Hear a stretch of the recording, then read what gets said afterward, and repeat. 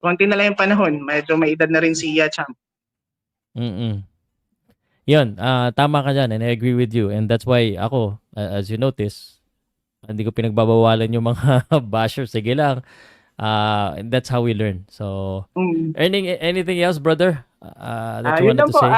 ano lang, gusto ko lang kayong bigyan ng mataas na pagpupugay sa tapang ng paglalahad ninyo ng impormasyon. Bagamat may mga ibang hindi masyadong naiintindihan dahil nga clouded na sila sa kanilang paghanga sa isang boksingero, pero nandyan pa rin kayo.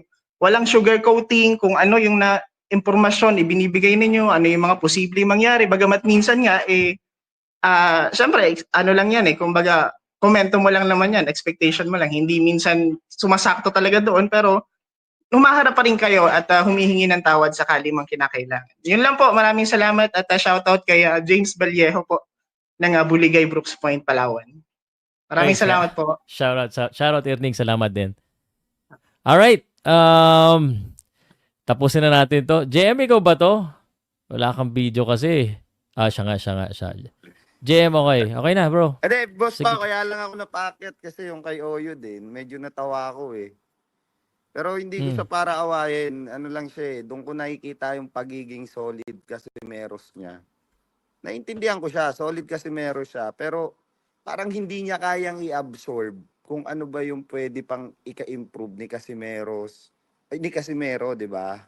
Gaya nga na sabi ko, paulit-ulit ko sinasabi, dalawang klase ang umiidolo, ang fans, di ba? Isang diehard, isang tayong fans lang. Di ba? Kahit, kahit paulit-ulit kong sabihin, Boss Pao, ikaw, alam ko, you are a fan of Casimeros. Pero, alam mo, kaya mong tanggapin kung ano yung negative side niya na pwedeng ika-improve niya, di ba?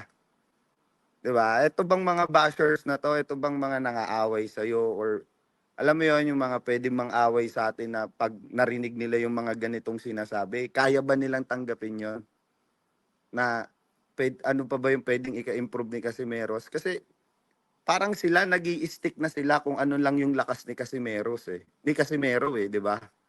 Compare sa atin, alam naman natin na may potential yung tao.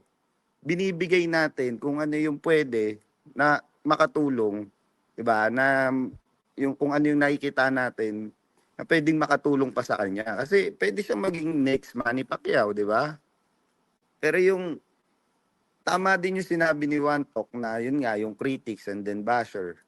Talagang magkaiba talaga yun. Tayo mas nakakaintindi dahil ina-accept natin kung ano yung mga dapat mangyari kay Casimero, di ba? At saka, ngayon tayo, masaya tayo kasi nanalo si Casimero. Pero, di ba, sana wag dumating yung araw na meron siyang big fights. Tapos, ganyan lang yung gagawin niyang ensayo, 1 month or anything. Wala siyang kondisyon, yung nahihirapan siya sa kumuha ng overweight. Madaming pwedeng mawala sa kanya pag ganun yung nangyari.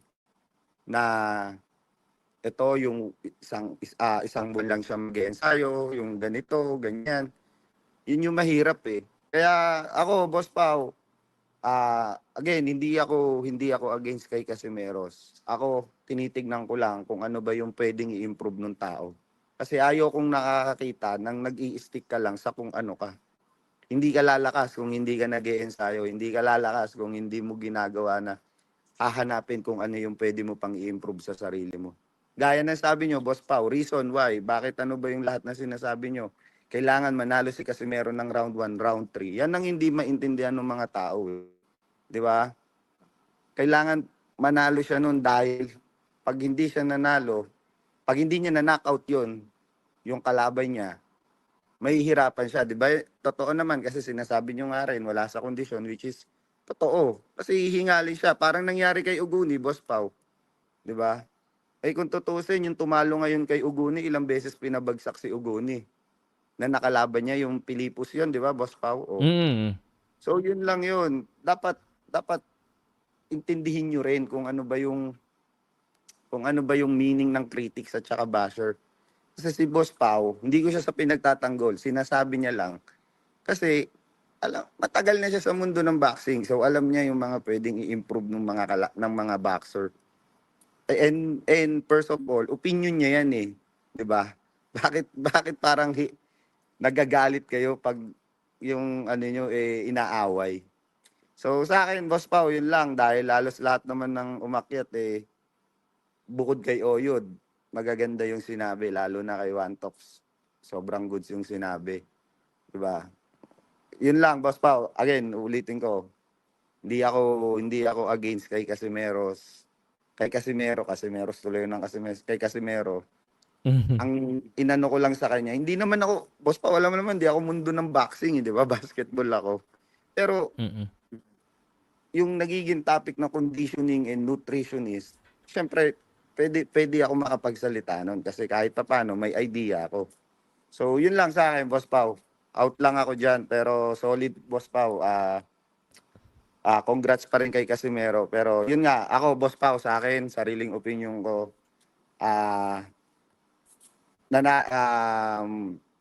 sana sa big fights mo, sa mga susunod na laban mo,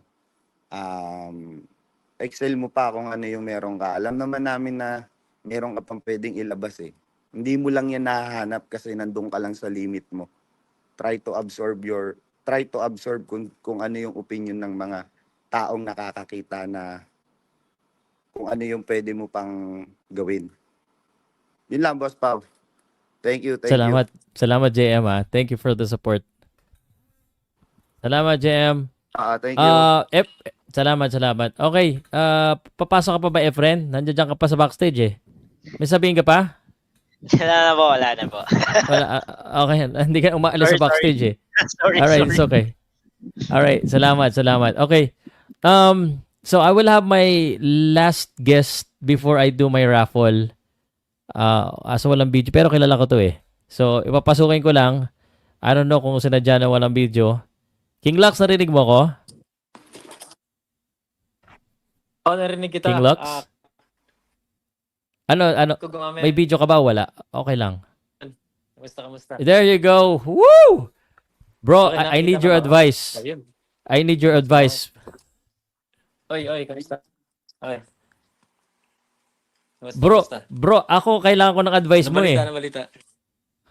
Ito, brother, medyo marami tayong Bakit? maraming bakbakan eh. Pati ako napapalaban eh.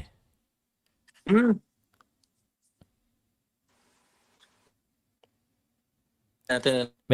Medyo may na signal. Hello. Okay lang ba? Okay. King Lux, Narinig tulungan ba mo ako? nga ako na Narinig? maging positive kasi yung mga content mo very positive. I need some positive energy here and I need some kindness parang sa'yo.